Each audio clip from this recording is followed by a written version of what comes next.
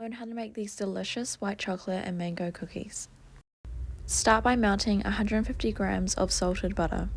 Chop your mango up into small chunks. Place your mango inside a separate bowl and then put to the side. We'll be using this later.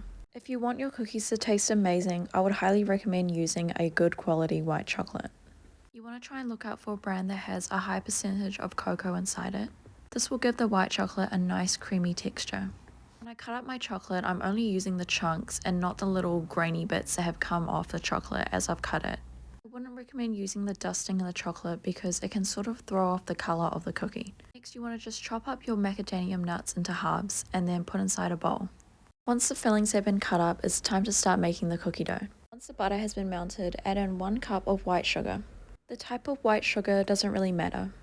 Next, add in 1.5 cups of brown sugar. Brown sugar contains molasses, which makes it easy to dissolve when baking. It also helps give that nice golden colour and a gooey texture. I honestly prefer to add in more brown sugar than white because it definitely makes the consistency of the cookie different. Add in 1 egg and 1 egg yolk. I actually just learned how to do this, but you crack open the egg slightly, let the white run out, and then kind of toss around the yolk with the eggshell. Mix all the ingredients up and then add in 2 cups of self-raising flour. It's very important to actually measure out your flour because you don't want to add too much flour because it will ruin the actual consistency of the cookie.